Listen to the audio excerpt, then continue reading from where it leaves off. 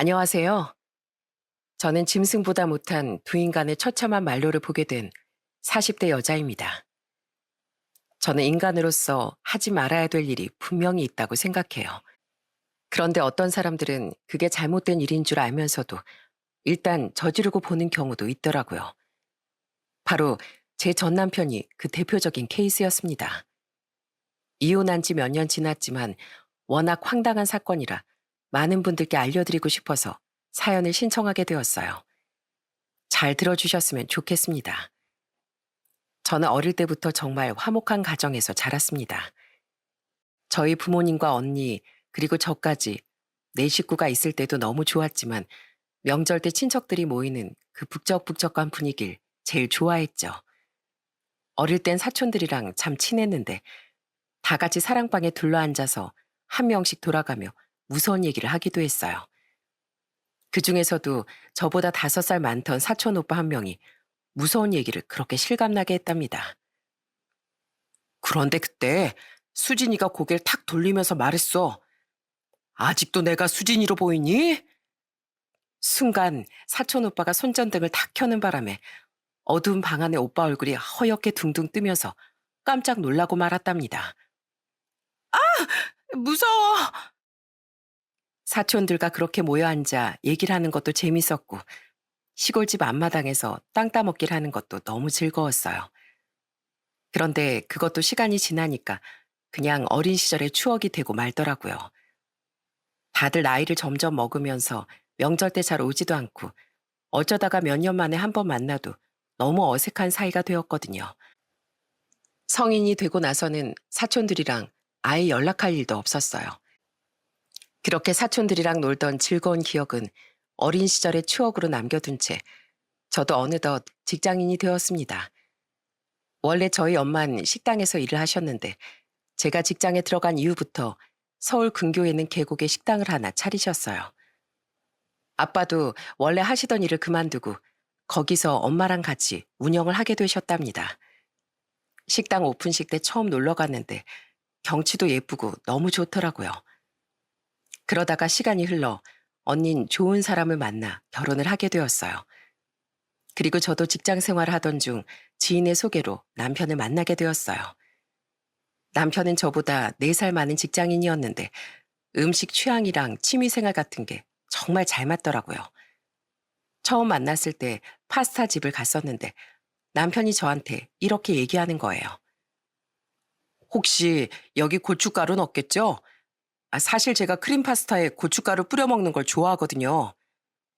어머, 어쩜 저랑 식성이 똑같으세요. 저도 크림 파스타는 좋아하는데 느끼한 건 싫어서 고춧가루를 뿌려 먹거든요. 저 매운 거에 완전 환장하는 스타일인데 혹시 정식 씨도 그러세요? 어떻게 아셨어요? 저 매운 음식 킬러거든요. 그럼 혹시 매운 닭발도 좋아하세요? 오돌뼈는요? 남편하고는 처음 만났는데도 말이 너무 잘 통하고 즐겁더라고요. 그 이후에 저는 남편이랑 같이 맛있는 것도 많이 먹으러 다니고 연극이나 뮤지컬도 보러 다니면서 점점 사이가 깊어졌습니다. 그런데 하루는 남편과 어느 커피숍에서 만나기로 했는데 도착해보니 남편이 웬 모르는 여자랑 같은 테이블에 앉아서 커피를 마시고 있는 거예요. 뭐야? 오빠 지금 뭐 하는 거야? 이 사람은 누구야? 왔어? 오해하지 마. 얘는 내 육촌 동생이야. 유진아, 내 여자친구야. 인사해. 그러자 그 육촌 동생이란 사람이 밝게 웃으면서 저한테 이렇게 얘기하더군요. 안녕하세요. 저는 유진이라고 해요. 오빠한테 얘기 많이 들었어요. 와, 그런데 되게 미인이시다. 우리 정식 오빠가 눈이 좀 높은가 봐요. 네, 안녕하세요. 전 김혜진이라고 합니다. 그런데 여긴 어쩐 일이세요? 제가 그렇게 묻자 이번엔 남편이 저한테 이렇게 말하더군요. 아니, 내가 커피숍에 왔는데 마침 유진이가 여기 앉아 있는 거야. 되게 오랜만에 만나서 너무 반갑길래 커피 한 잔 마시면서 너 올 때까지 기다린 거지. 예전엔 유진이랑 진짜 자주 만났었는데 최근엔 서로 바빠서 못 봤었거든. 그래. 그런데 육촌끼리도 그렇게 친할 수가 있나? 난 육촌들 얼굴도 모르는데. 우리 아버지랑 유진이네 아버지가 엄청 친한 사촌이시거든. 그래서 어렸을 때도 자주 만났는데 유진이 얘가 날 오빠 오빠 하면서 엄청 따라다녔어. 나랑 나이 차이는 4살 차이 나지만 거의 뭐 단짝 친구나 마찬가지였지. 유진이 결혼할 때 축가도 내가 불러줬거든. 남편의 육촌 동생은 저희랑 잠깐 수달 떨다가 둘이 좋은 시간 보내라며 먼저 일어나더군요. 그날 처음 봤지만 성격도 밝고 사교적이라서 편하게 대화를 할 수 있었어요. 그런데 그 일이 있고 나서 한 달쯤 지났을 때였습니다. 제가 옷을 좀 사려고 인터넷으로 알아보고 있었더니 남편이 저한테 이렇게 얘기하는 거예요. 인터넷으로 옷 사려고? 그래도 옷은 직접 입어보고 사야 되지 않아? 아, 그러지 말고 오늘 나랑 어디 좀 가자. 내가 옷가게 괜찮은데 알거든. 그렇게 남편을 따라간 곳엔 낯익은 얼굴이 있더군요. 그건 바로 남편의 육촌 동생 유진이었습니다. 언니 오셨어요? 어떤 옷 사시게요? 제가 오늘 언니한테 딱 맞는 걸로 골라드릴게요. 뭐야? 유진 씨가 왜 여기 있어요? 언니, 저 옷가게 하는 거 오빠한테 못 들으셨어요? 아까 오빠한테서 연락받았는데 언니 데리고 온다고 하더라고요. 오늘 저만 믿고 여기 매장에 있는 거 마음껏 입어보세요. 아참, 우리 호칭이고 뭐고 복잡하게 하지 말고 그냥 저한테 편하게 유진이라고 불러요. 앞으로 오빠 때문에 저랑도 자주 볼 텐데 말씀도 편하게 하시고요. 아시겠죠? 유진인 저한테 살갑게 굴면서 앞으로 편하게 반말을 하라고 하더군요. 그냥 친한 언니 동생 사이로 지내자면서요. 그날 유진인 매장 안을 빨빨거리고 돌아다니며 저한테 이것저것 옷을 추천해 주더군요. 우와, 언니 도대체 안 어울리는 옷이 뭐예요? 이것도 잘 어울리고 저것도 잘 어울리고, 아유, 아주 질투나 죽겠네. 언니, 그런데 제가 봤을 땐 다른 것보다 이 원피스가 제일 잘 어울리는 것 같아요. 이게 날씬한 사람 아니면 못 입는 옷이거든요. 그런데 언니 좀 봐봐요. 뱃살이 하나도 없어서 핏이 딱 떨어지고 예쁘잖아요. 저는 그날 유진이네 가게에서 옷을 몇 벌 사고 저녁엔 유진이네 남편도 불러서 넷이서 식사를 했습니다. 유진이는 주말 부부였는데 마침 그날이 주말이라서 남편을 부를 수 있었거든요. 다 같이 삼겹살에 소주 한잔 하는데 유진이가 저희 남편이랑 어렸을 때 무슨 일이 있었는지 얘기를 해주더라고요. 언니, 우리 오빠 어릴 때 진짜 멋있었어요. 한 번은 제가 명절 때 뒷마당에서 불장난을 하다가 어른들한테 들킨 적이 있었거든요. 그런데 오빠가 자기가 한 거라면서 대신 혼나준 거 있죠? 어머, 그게 진짜야?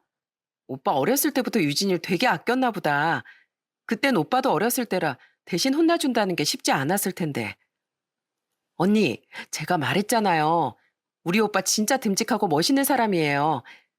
그리고 저랑도 얼마나 많이 놀아줬는데요. 저 중학생 됐을 땐 오빠가 공부도 엄청 많이 알려줬는데 아마 오빠 없었으면 저 반에서 꼴등했을걸요?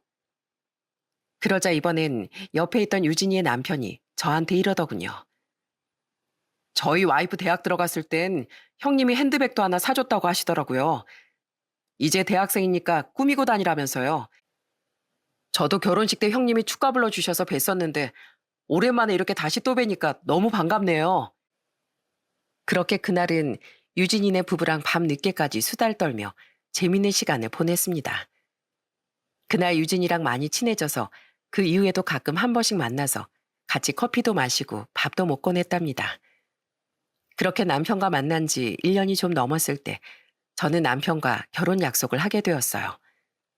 그래서 예비 시댁에 인사를 드리러 갔는데 예비 시부모님께서 되게 좋은 분이신 것 같더라고요.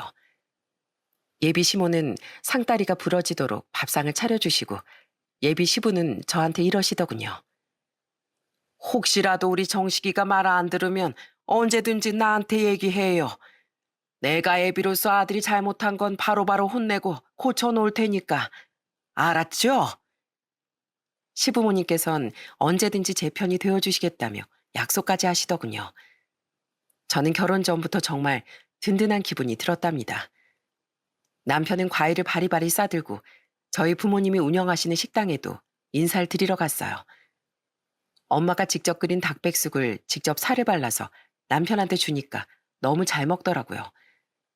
식사를 하고 남편이 사온 수박을 잘라 먹는데 엄마가 그걸 먹고 감탄을 하셨어요. 아이고, 달다 달어. 어쩜 수박도 이렇게 맛있는 걸 사왔을까? 그런데 그때였습니다. 옆에 있던 어떤 손님이 저희 엄마한테 이러는 겁니다. 사장님, 손님 옆에 두고 치사하게 사장님 식구들끼리만 수박 먹는 겁니까? 저희도 한 조각씩 주시죠. 아이고, 죄송합니다. 제가 잘라서 테이블마다 갖다 드릴게요. 그런데 저희 엄마가 수박을 다 썰자 남편이 수박 접시를 들고 벌떡 일어나 손님들이 있는 테이블에 가서 이렇게 얘기하더군요. 안녕하세요. 저는 이 집 예비사입니다. 이 수박 드시고 저희 장모님 식당 다음에 또 찾아와 주세요. 저희 부모님은 그 모습을 보고 너무 싹싹하다면서 엄청 좋아하시더군요. 그렇게 저는 30대 중반에 남편과 결혼하게 되었어요. 결혼식 때도 유진이가 와서 저를 축하해 주더라고요. 언니, 결혼 너무너무 축하하고 우리 오빠 잘 좀 부탁해요. 어렸을 때부터 듬직했던 사람이니까 분명히 결혼 생활도 잘할 거예요. 그렇게 남편과 결혼하고 나선 하루하루가 정말 행복했습니다. 특히 저희 시부모님이 저한테 너무 잘해주셔서 너무 좋았어요. 제가 시댁에 갈 때마다 시부가 저한테 이러시더라고요. 아이고, 우리 예쁜 새아가 왔구나. 먼 길 오느라 고생 많았지? 아버지, 저도 운전하느라 고생했는데요. 넌 임마, 남자가 그 정도 고생은 해도 돼. 우리 새아가는 솜털 하나 다칠까봐 내가 걱정인데 말이야. 시댁에서 밥을 먹을 땐 시모가 절 엄청 챙겨주시더군요. 아이고, 우리 새아가 밥도 잘 먹네. 자고로 여자는 복스럽게 먹는 모습이 제일 예쁜 거야. 새아가 밥 좀 더 줄까? 가만 보자. 반찬도 좀 모자란 것 같은데 내가 계란 후라이라도 더 구워줘? 아니요, 저 진짜 배불러요. 어머님이 저 많이 먹으라고 밥도 고봉밥으로 주셨잖아요. 반찬이 너무 맛있어서 있는 대로 다 먹었더니 아우 진짜 음식이 목까지 찬 것 같아요. 그나저나 어머님이 이렇게 맛있는 밥 차려주셨으니까 후식으로 과일은 제가 깎을게요. 그런데 제가 과일을 깎자 시모가 감탄하면서 저한테 이러더군요.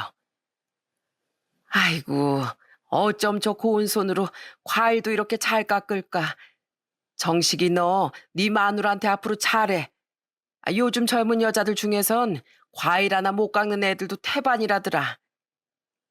제가 결혼한 지 1년 만에 임신했을 때도 시부모님이 엄청 좋아하셨어요. 시모가 저희 집에 오셔선 이렇게 말씀하시더라고요. 고맙다. 정말 고마워. 우리가 드디어 손주를 품에 안아보겠구나. 혹시 뭐 필요한 건 없니? 내가 다 해줄 테니까 모두 말해보거라. 산후조리원이라도 비싼 곳 끊어줄까? 엄마, 진짜예요? 산후조리원 제일 비싼 데는 몇 천만 원씩 하는데요. 아이고, 아이 그렇게나 비싸? 아이, 그럼 좀 곤란한데. 어머님 괜찮아요. 전 이렇게 저한테 잘해주시는 것만으로도 너무 감사해요.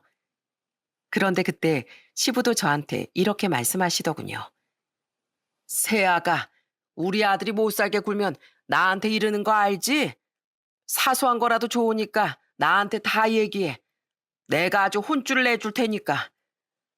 아휴, 이 사람 혼날 만한 짓 한 적 없어요. 저한테 얼마나 잘해주는데요. 저는 그렇게 결혼 생활을 하면서도 유진이랑 계속 친하게 지냈어요.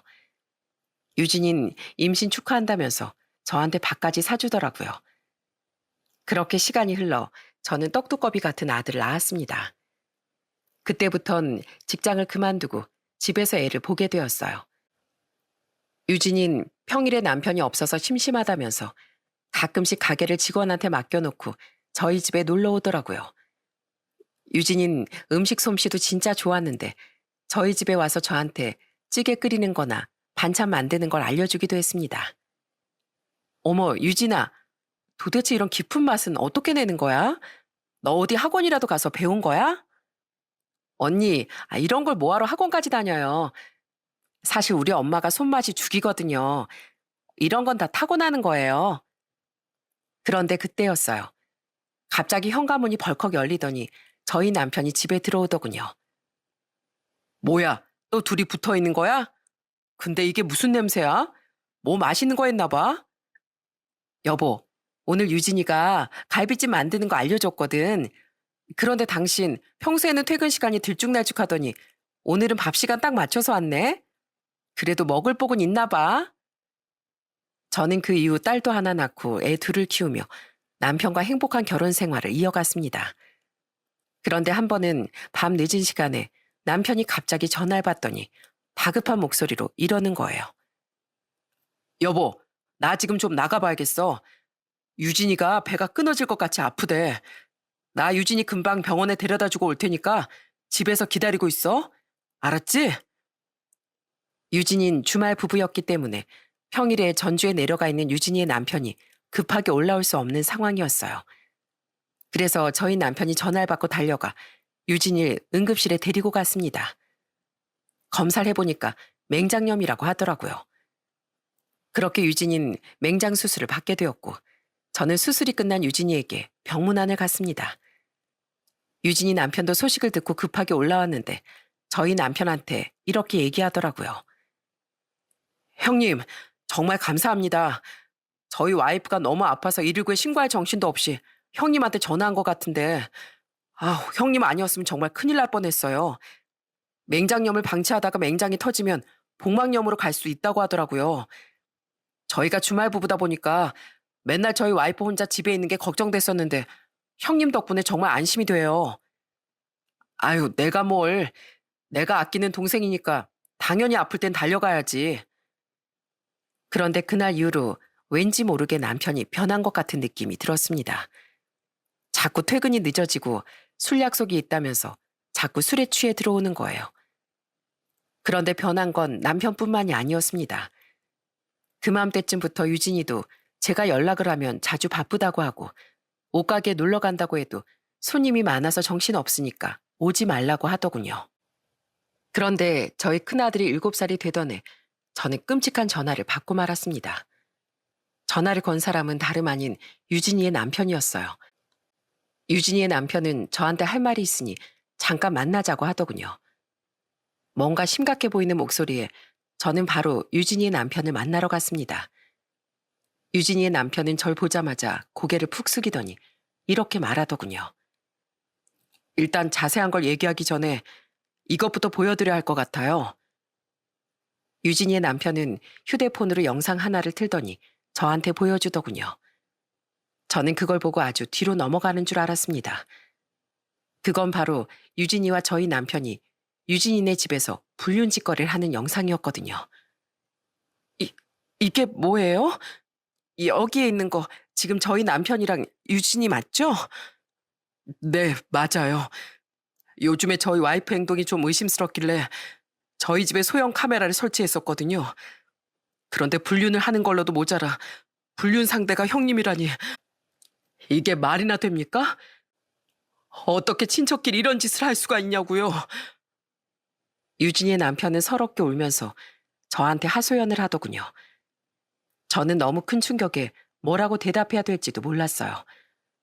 세상에 남편이 바람 피우는 것도 몰랐는데 심지어 그 상대가 육촌 동생일 거라고 누가 상상이나 할 수 있겠어요. 저는 너무 큰 배신감에 팔다리가 후들후들 떨렸습니다. 그런데 남도 아니고 육촌지간에 일어난 일이니 이건 저 혼자 결정할 일이 아닌 것 같더군요. 그래서 저는 그날 바로 시댁에 내려가 그 영상을 시부모한테 보여줬습니다. 그런데 영상을 다 본 시부가 첫마디로 이렇게 얘기하더군요. 애미야, 이 영상 지워주면 안 되겠니? 이거 소문나면 우리 집안 전체가 다 풍비박산 나는 거야. 너만 입 다물어주면 조용히 지나갈 수 있으니까 제발 영상 지우고 없던 일로 해다오. 저는 솔직히 그 영상을 보여주면 시부가 당장 남편을 쫓아가 다리몽둥이라도 분질러 놓을 줄 알았습니다. 그런데 팔은 안으로 굽는다고 저보고 없던 일로 하라는 얘기를 듣고 너무 화가 나더군요. 그래서 저는 울분을 터뜨리면서 이렇게 얘기했습니다. 아버님, 지금 그게 무슨 소리세요? 이 영상을 지우고 없던 일로 하라뇨? 아버님이 저 결혼하기 전부터 뭐라고 하셨어요? 그이가 잘못한 일 있으면 아버님한테 다 얘기하라면서요. 아버님 아들이니까 아버님이 혼쭐 내주겠다고 하셨잖아요. 그런데 그 인간이 이렇게 큰 잘못을 저질렀는데 저보고 그냥 눈 감고 넘어가라고요? 그럼 어떡하니? 내가 우리 집안 장남이고 큰 어른인데 내 아들이 다른 사람도 아니고 육촌 동생이랑 저런 짓거리를 했다는 게 소문나면 내가 쪽팔려서 어떻게 사느냐 말이야. 네가 상처받은 건 알지만 제발 내 체면이랑 우리 집안의 위신을 생각해서라도 한 번만 넘어가 주려무나. 아버님, 그걸 지금 말이라고 하세요? 아버님이 집안의 큰 어른이시면 큰 어른답게 아들을 잘 키우셨어야죠. 그리고 친척끼리 이런 짓거리를 했으면 당연히 친척들도 다 알아야 하는 거 아닌가요? 집안 문제니까 집안에서 해결해야지. 왜 쉬쉬하시냐고요? 원래 사람이 살다 보면 한 번쯤 조용히 넘어갈 줄도 알아야 하는 거야. 너만 눈 감아 준다면 내가 우리 아들 잘 설득해보마. 유진이랑 헤어지라고 하고 다시 못 만나게 하마. 헤어진다고 뭐가 달라져요? 이미 그 둘이서 더러운 짓거리 한 건 지울 수 없는 사실이라고요. 저 이거 절대 못 참아요. 아버님이 못 하시겠다면 제가 나서서라도 그 인간들 나락으로 보내버릴 거라고요. 그런데 그때 옆에 있던 시모도 저를 말리면서 이러더군요. 혜미야, 도대체 왜 그러니? 너 이렇게 무서운 애 아니었잖아. 착한 네가 한 번만 참아주면 안 되겠니? 어머님, 어머님도 그러시는 거 아니에요. 아무리 팔은 안으로 굽는다지만 옳고 그른 건 판단할 줄 아셔야죠. 어머님이 제 입장 된다고 생각해 보세요. 만약에 아버님이 다른 사람도 아니고 육촌 동생이랑 바람이 났다고 하면 가만히 있을 수 있겠어요? 아니, 그건 그렇지만 그래도 우리 집안 생각도 좀 해줘야지. 제가 왜 그래야 되는데요? 저는 8년간 같이 살았던 그 인간한테 이렇게 뒤통수를 맞았는데 제가 왜 이 집안일까지 배려해줘야 하냐고요. 저 절대 못 참으니까 말리지 마세요. 저 그 인간이랑 이혼할 거고 그 영상도 어떻게 해야 될지 한번 제대로 고민해 볼 테니까요. 아시겠어요? 저는 그렇게 말하고선 시댁을 빠져나왔습니다. 얼마 전까지만 해도 우리 예쁜 며느리 하면서 저한테 잘해주시던 시부모가 한순간에 아들 편만 드는 걸 보고 너무 어이가 없더군요. 그런데 그날 집으로 다시 올라왔더니 남편이 시부모한테 이미 얘기를 들었는지 저를 보자마자 무릎을 꿇더군요. 여보, 당신이 알고 있는 거 그거 다 오해야. 그러니까 제발 화 좀 풀어주라. 어? 야, 네가 인간이냐? 어떻게 친척끼리 그딴 짓거리 할 수가 있어? 짐승도 그렇게는 행동 안 해.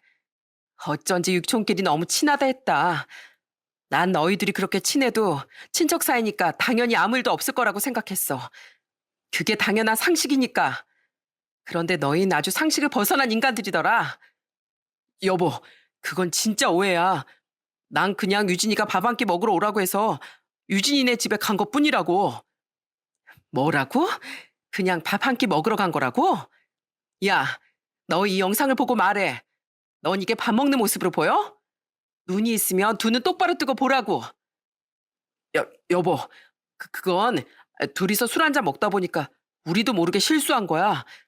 진짜로 우리가 작정하고 그런 짓을 한 게 아니라고. 거짓말 하지 마. 아무리 술을 먹었어도 친척끼리 이게 말이 된다고 생각해? 그리고 너 이거 한 번이 아니잖아. 내가 갖고 있는 영상이 어디 이거 하나뿐인 줄 알아? 너희들이 하지 말아야 될 짓 여러 번 한 거 내가 다 알고 있어. 여보, 진짜 미안해. 나 유진이랑 당장 헤어질게. 당신이 우리 집에 가서 다 얘기하는 바람에 우리 아버지한테도 전화로 엄청 혼났단 말이야. 아, 그러셔? 혼난 게 억울해서 지금 내 탓하는 거야? 당신 탓하는 게 아니라 나도 혼날 만큼 혼났으니까 이번 한 번만 용서해달라는 거지. 야, 넌 이게 한 번 혼난다고 끝날 일로 보여? 너 유진이랑 이러고 다닐 때 나랑 우리 애들 생각은 안 나디? 어디 할 짓이 없어서 유부남 유부녀끼리 그것도 친척끼리 이런 더러운 짓을 하냐고. 네가 그러고도 남편이야? 네가 그러고도 애 아빠냐고. 그러니까 이렇게 미안하다고 하잖아. 다시는 안 그럴게. 내가 순간 머리가 어떻게 됐었나 봐. 그래, 정상적인 인간이라면 절대 하지 않을 짓을 했으니 네 머리가 잘못돼도 한참 잘못된 것 같네. 이참에 아이 유진이랑 둘이 사이좋게 병원에 가서 검사라도 해보는 게 어때? 너희들 머릿속엔 사람의 뇌가 아니라 아무래도 짐승의 뇌가 들어있는 것 같으니까. 아니, 짐승도 많이 봐준 거지. 너희들은 그냥 머릿속에 쓰레기만 가득 찬 쓰레기통이야. 여보, 제발 한 번만 용서해줘. 진짜로 다음부턴 절대 그런 일 없게 하겠다고 약속할게. 어? 됐어. 내가 네 말을 어떻게 믿냐? 내가 유진이랑 친하게 지내는 거 뻔히 알면서 둘이 작정을 하고 날 농락했는데 내가 어떻게 널 믿냐고. 나 너 같은 인간이랑은 절대 같이 못 살아. 그리고 우리 애들도 당신 같은 버러지 밑에서 키우고 싶은 생각 없고. 그러니까 나랑 이혼해. 나랑 이혼하고 유진이 걔랑 같이 살든지 말든지 알아서 하라고. 알겠어? 저는 남편한테 화를 내면서도 우라통이 터져서 미쳐버릴 것 같더군요. 그래서 다음 날엔 상간녀 유진이도 작살내기 위해 유진이네 옷가게에 찾아갔습니다. 유진인 절 보자마자 화들짝 놀라더군요. 유진아, 요즘에 연락도 없고 바쁘다길래 뭐하고 사나 궁금했는데 내 남편이랑 놀아나느라 바쁜 거였어? 언니, 그게 아니라, 그게 아니면 뭔데? 어휴, 그런데 그 팔의 멍은 다 뭐야? 너희 남편한테 제대로 혼쭐 났나 봐? 언니, 미안해요. 진짜 술 먹고 한 실수였어요. 술 먹고 실수 좋아하시네. 어쩜 둘이서 하는 말도 이렇게 똑같냐? 아주 천생연분 납셨어. 언니, 저 진짜 잘못했어요. 안 그래도 언니한테 연락해서 사과하려고 했단 말이에요. 언니, 저 오빠랑 헤어졌어요. 이제 오빠랑 완전히 끝났다고요. 뭐? 헤어졌다고? 그럼 둘이서 그렇고 그런 사이였다는 거 인정하는 거네? 술 먹고 한번 실수한 거라면서 헤어졌다는 게 앞뒤가 안 맞잖아. 아니, 헤어진 게 아니라 오빠랑 다시는 안 만나기로 했다고요. 참, 거짓말 할 거면 제대로 하던가. 너 지금 없는 말 지어내느라 눈동자가 불안하게 흔들리고 얼굴도 시뻘겋게 달아오른 거 알기나 해? 야, 넌 도대체 인생을 어떻게 살았길래 친척끼리 그런 짓을 할 수가 있는 거야? 너 어릴 때부터 공부를 그렇게 못했다더니 도덕 시간에 맨날 엎드려서 잠만 잤나 보지? 언니, 무슨 말을 그렇게까지 해요? 그냥 딱 한 번 실수한 거라잖아요. 저희 남편한테 걸려서 얼마나 혼났는 줄 아세요? 언니도 지금 제 꼴 보고 있으니까 잘 아실 거 아니에요. 그래서 뭐 어쩌라고? 네 남편이 널 그 모양으로 만들었으니까 난 그냥 용서하라 이거야? 야, 넌 내가 잘해주니까 아주 호구로 보이나 보지? 나 이거 그냥 못 넘어가. 사람이 잘못을 했으면 벌을 받아야지. 안 그래? 무슨 벌을 받으라는 거예요? 언니한테 위자료 주면 되잖아요. 그거면 되는 거 아니에요? 위자료만 가지고는 안 되지. 내가 그동안 널 어떻게 생각했는데. 내 친동생처럼 생각하면서 속 깊은 얘기도 많이 하고 시간 날 때마다 너랑 만나면서 얼마나 잘해줬는데. 그런데 감히 네가 나한테 이런 식으로 뒤통수를 쳐? 너 조만간 크게 후회할 일이 있을 거야. 두고 봐. 나 네가 잘 사는 걸 절대 못 보니까. 언니, 그게 무슨 소리예요? 네? 제대로 설명은 해주고 가셔야죠. 유진인 계속해서 저한테 매달렸지만 저는 무시하고 옷가게를 나와버렸습니다. 그리고 저는 그날 바로 맘카페에 유진이와 남편의 불륜 행각에 대해 글을 올려버렸어요. 아주 동네에서 장사 못하게 만들어주고 싶었거든요.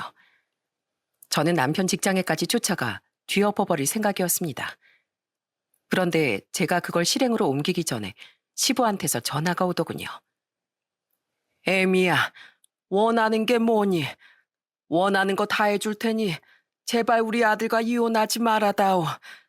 우리 아들 이혼나 만들 수는 없는 거잖니. 아버님, 결국 끝까지 이러시네요. 아들이 그렇게 큰 잘못을 했는데도 아들 이혼남 만드는 게 싫다 이거죠? 그럼 제 인생은요? 저는 그 인간한테 뒤통수를 거하게 맞고 앞으로도 그 상처를 안고 살아가야 하는데 그 지긋지긋한 인간 참아가면서 계속 같이 살라고요? 저 그렇게 못해요. 저번에도 말씀드렸지만 저 그 인간이랑 이혼할 거예요. 그러니까 저보고 참고 살라는 말 더 이상 하지 마세요. 알았다. 참고 살라는 말은 안 하마. 그런데 혹시 그 영상은 어떻게 했니? 설마 아직도 가지고 있는 거 아니지? 왜요? 가지고 있으면 안 돼요? 저 그 영상 어떻게 할지 아직 고민 중이에요. 이런 일은 친척들도 다 알아야 하는데 친척분들한테 다 뿌려버리는 게 맞는 거 아니겠어요? 혜미야, 제발 그러지 마라. 그러다가 우리 집안 풍비박산 나는 거 한순간이야. 너도 우리 집안 양반 집안인 거 알지 않니? 내 아들 때문에 집안에 그런 일이 생겼다고 하면 내가 창피해서 얼굴을 어떻게 들고 다니니?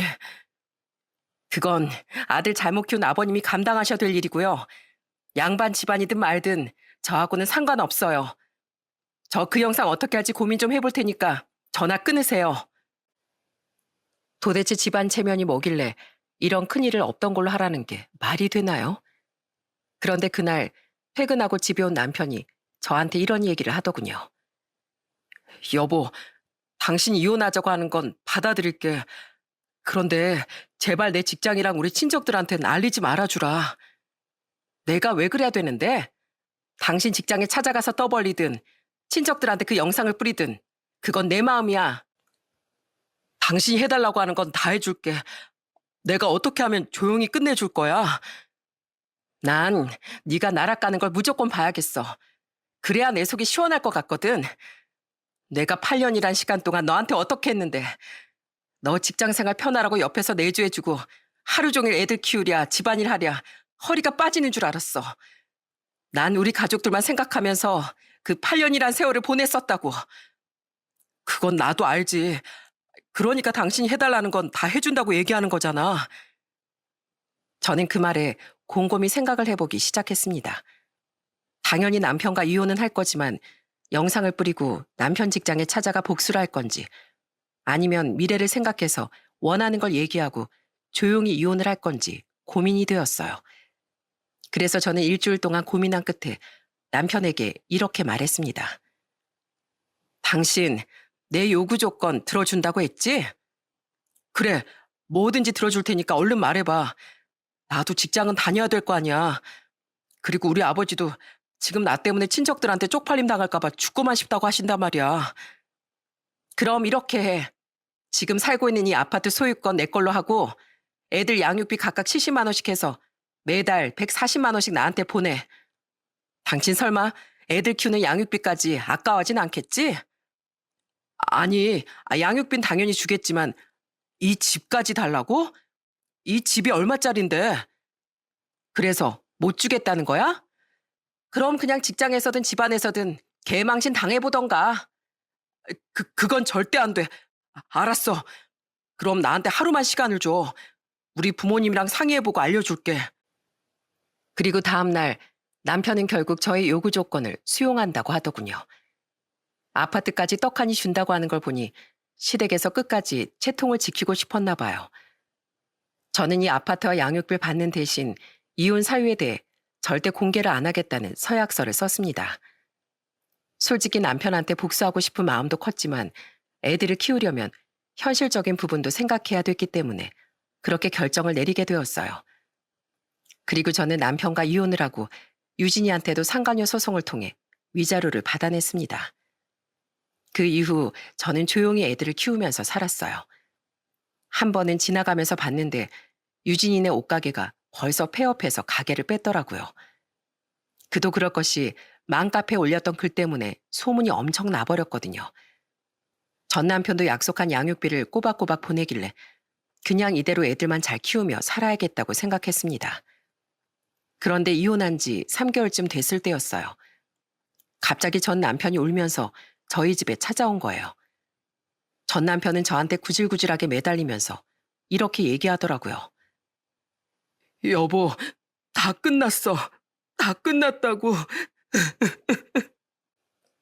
갑자기 찾아와서 그게 무슨 소리야? 쓸데없는 소리 할 거면 당장 나가. 여보, 나 이제 완전히 다 망해버렸단 말이야. 유진이 남편이 우리 회사에 찾아와서 다 엎어버리고 우리 친척들한테도 다 까발려버렸어. 나 이제 어떡해? 나 이제 쪽팔려서 어떻게 사냐고. 뭐? 당신이 유진이랑 바람 피우다가 걸린 게 벌써 몇 달이 지났는데 유진이 남편이 왜 이제 와서 다 까발리는데? 사실 유진이 남편이 유진이를 한번 용서해 줬었어. 나랑 헤어지고 다시는 안 만난다고 해서 그냥 없던 일로 하기로 했는데 내가 그 이후에도 유진이랑 몰래 만나다가 또 걸려버리고 만 거야. 나도 다시는 안 만나려고 했는데 나도 모르게 자꾸 유진이를 만나게 되더라고. 뭐라고? 참나. 넌 지금 그걸 자랑이라고 나한테 와서 얘기하고 있냐? 자랑하려는 게 아니라 나 이제 진짜로 개털됐다고 얘기하려고 온 거야. 유진이 남편 때문에 우리 집안도 완전히 풍비박산나고 말 그대로 콩가루 집안이 되어버렸어. 게다가 나 쪽팔려서 회사도 그만뒀단 말이야. 그런데 여보, 나 이번엔 진짜로 유진이랑 끝났어. 내가 2번이나 걸려서 혼쭐 났는데 설마 다시 또 그러겠어? 그러니까 제발 나 다시 받아주라. 어? 나한텐 당신밖에 없는 거 알잖아. 야, 한 번 더러운 짓거리 하다가 걸려서 이혼까지 당했으면 정신 똑바로 차리고 살아야지. 똑같은 짓을 또 하다가 개털됐는데 왜 그걸 나보고 받아달래? 너 지금 그렇게 된 거 네가 자초한 일이야. 그러니까 구질구질하게 나한테 찾아오지 말고 네 앞가림이나 잘해. 알겠어? 여보, 여보. 저는 그렇게 전 남편을 내쫓아 버렸습니다. 둘이 얼마나 대단한 사람이면 한 번 걸려놓고도 또 만나는지 정말 어이가 없더라고요. 그런데 그 아비의 그 아들이라고 이번엔 전 시부가 저한테 전화를 해서는 이러더군요. 애미야, 우리가 정말 잘못했다. 우리 집안에 내 아들이라 안 알리려고 네가 해달라는 대로 다 해줬는데 결국엔 모든 친척들이 다 알게 되고 말았구나. 내가 장남인데도 그것 때문에 쪽팔려서 제사도 못 지내고 있다. 우리가 채통 지키자고 널 그렇게 쉽게 보내는 게 아니었는데 정말 미안하구나. 그래서 뭐 어쩌라는 건데요? 결국엔 다 까발려지니까 저한테 준 게 아까워서 전화하신 거예요? 전 말 안 하겠다는 약속 다 지켰는데요.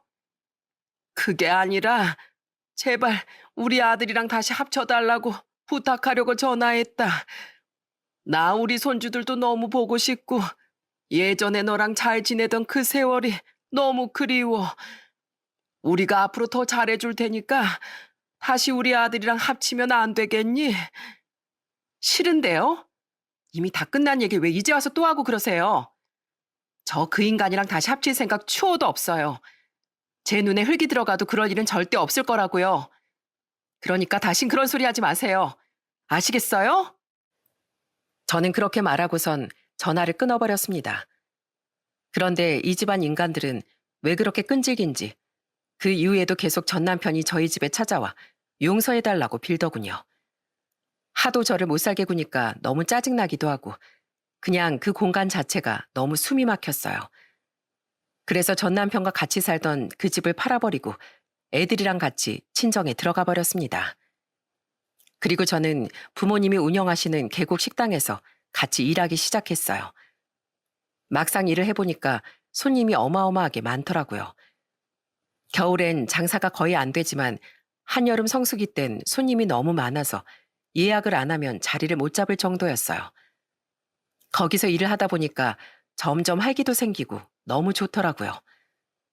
저는 주로 서빙을 하면서 손님들한테 친근하게 말을 걸기도 했답니다. 손님, 이열치열이라는 말 아시죠? 뜨끈하게 한번 잡숴보세요. 아이고, 닭백숙이 때깔이 너무 좋네. 역시 이렇게 계곡에 놀러와서 먹는 닭이 최고의 보양식이지. 그럼요. 무더위를 이겨내려면 이런 보양식 한 번은 먹어줘야 되는 거예요. 아참, 저희 집에서 하는 해물파전이랑 도토리묵 무침도 정말 맛있거든요. 이따가 음식 모자라면 한번 시켜보세요. 그렇게 저는 부모님의 식당에서 일하면서 평화로운 일상을 되찾았습니다. 처음엔 이혼하면 우울할 줄 알았는데 친정 부모님이랑 같이 지내니까 우울하긴커녕 웃을 일만 많더라고요. 그런데 이혼한 지 3년쯤 지났을 때였습니다. 그때도 한창 성수기라 손님들이 마구 들이닥치는데 그 중에 익숙한 얼굴이 하나 보이더라고요. 저는 그 얼굴을 보고 까무러치는 줄 알았습니다. 그건 바로 전 남편이랑 불륜짓거리를 했던 상간녀 유진이었거든요. 이혼한 지 3년이나 됐는데도 그 얼굴을 다시 보니까 심장이 쿵쾅거리고 진정이 되질 않더군요. 그래서 저는 저 대신 알바생한테 주문을 받아오라고 했습니다. 그런데 멀리서 지켜보니 아주 가관도 아니더군요. 푹푹 찌는 날씨에 옆에 있는 남자랑 팔짱 끼고 붙어 앉아서 깔깔거리면서 크게 웃고 있는 거예요. 남의 인생을 망쳐놓고 다른 남자랑 또 희낙낙하고 있는 걸 보니 순간 눈이 확 돌더군요. 저는 도저히 가만히 있을 수가 없어 유진이를 위해 특별한 상을 차려 메모까지 써서 들고 갔습니다.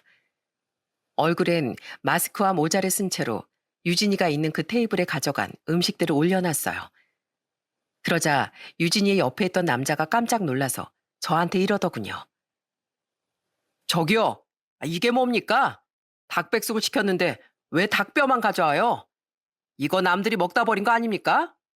그리고 밥그릇에 이건 뭐죠? 생긴 거랑 냄새가 딱 개 사료 같은데? 손님 옆에 계신 일행분한테 걸맞는 밥상을 내온 겁니다. 사람이 아니니까 사람이 먹는 밥을 내줄 필요는 없잖아요. 아참, 여기 써 있는 메모도 한번 읽어주시겠어요? 메모요? 뭐야? 상간녀 유진아, 오랜만이다. 그동안 잘 지냈지? 아니 이게 도대체 뭡니까? 그 메모를 읽은 유진이도 놀라서 절 쳐다보더군요. 저는 그 순간 마스크와 모자를 딱 벗고 유진이한테 씩 웃음을 보였습니다. 그러자 유진인 기겁을 해서는 자리에서 벌떡 일어나더군요.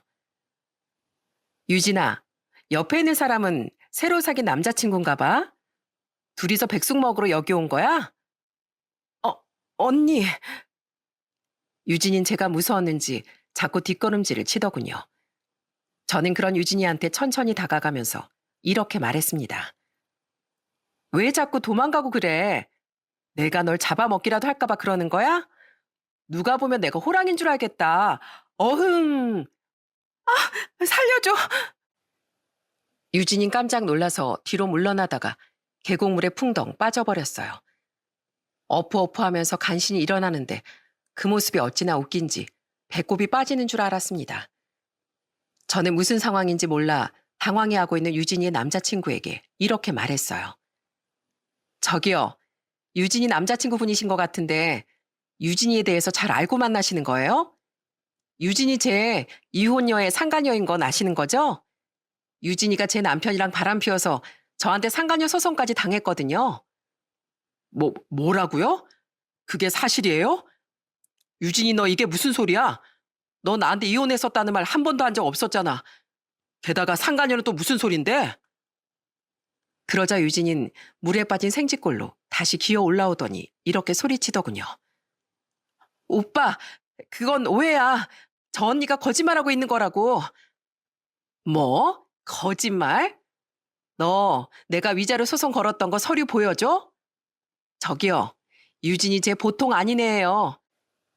제가 바람 피웠던 내 전 남편이랑 무슨 관계였는 줄 아세요? 육촌지간이었어요, 육촌. 유진이 쟨 친척 오빠까지 꼬셔서 바람 피우는 인간이라고요. 그러니까 그쪽도 조심하세요. 혹시라도 그쪽 친구분들이나 친척들한테 소개시켜줬다가 유진이 제가 또 꼬실 수도 있거든요. 언니, 도대체 왜 그래요? 다 지나간 일을 왜 이제 와서 꺼내는 건데요? 저 언니한테 상간녀 소송당해서 위자료도 줬잖아요. 오빠랑도 헤어지고 내 전 남편이랑도 이혼했잖아요. 벌은 받을 만큼 받았으니까 제발 이제 내 인생에 끼어들지 마시라고요. 야, 내가 언제 네 인생에 끼어들었다고 그래? 그게 아니라 네가 내 인생에 끼어들어서 내 결혼 생활 파탄낸 거잖아. 너 설마 그런 짓거리를 하고도 이 남자를 속여서 결혼하려고 했니? 너 진짜 뻔뻔하다. 이젠 내 인생 망친 걸로도 모자라. 이 남자 인생도 망치려고 한 거야? 그런데 그때였어요. 식당 안이 소란스럽자 일하고 계시던 저희 엄마 아빠가 제가 있는 쪽으로 오시더군요. 저희가 대화하는 내용을 다 들으셨는지 엄마가 유진이한테 도끼 눈을 뜨고 이렇게 말씀하셨습니다.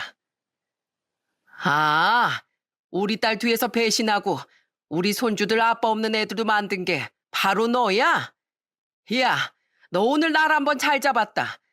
나 식당 일 오래 해서 팔임 하나는 남자 못지 않거든. 너 오늘 내가 아주 홍군형을 내줄 테니까 당장 이리 와. 빨리 안 와? 아줌마, 왜 이러세요? 제가 뭘 잘못했다고 그래요? 다 끝난 일이잖아요.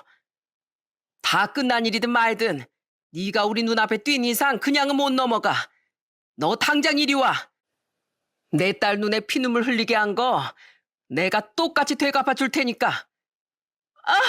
살려줘. 오빠, 얼른 가자. 얼른. 나 무서워 죽겠단 말이야. 저희 엄마가 무섭게 나오자 유진인 그 남자를 데리고 도망가 버리더군요. 하필이면 놀러 와도 저희 부모님 식당에 왔는지 그 우연이 아주 기가 막히더군요. 그런데 그 일이 있고 나서 한 달 정도 지났을 때였습니다. 유진이랑 같이 왔던 그 남자가 자기 친구들이랑 같이 저희 식당에 온 거예요. 안녕하세요. 저 아시죠? 그때 유진이랑 같이 오셨던 분 맞죠? 그런데 오늘은 혼자 오셨네요. 사실 날씨도 덥고 하니까 친구들이랑 닭도 뜯을 겸 감사하다는 말 전하고 싶어서 왔습니다.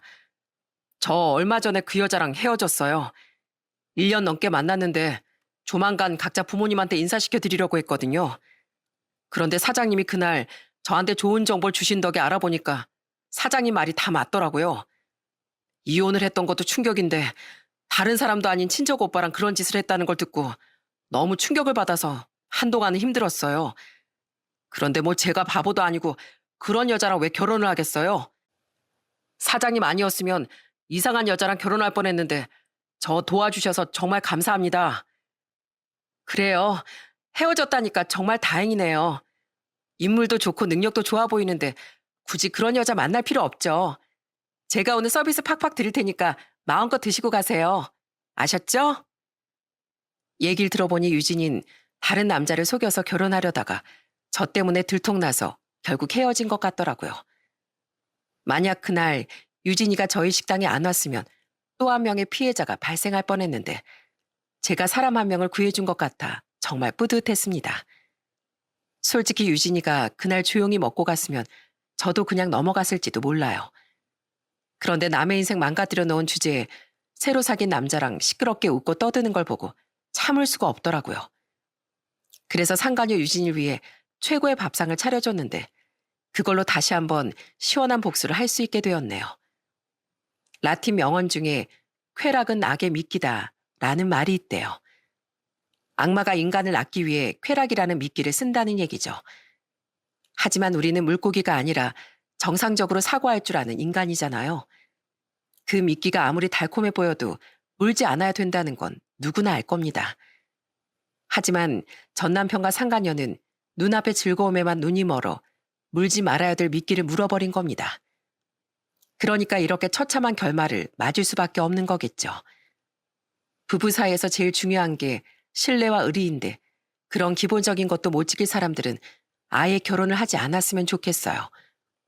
괜히 결혼했다가 저같이 피해를 보는 사람이 나올 수도 있으니까요. 여러분, 그럼 전 여기서 제 사연을 마치도록 하겠습니다. 끝까지 들어주셔서 정말 감사합니다. 오늘도 덥지만 웃음 가득한 하루 보내세요.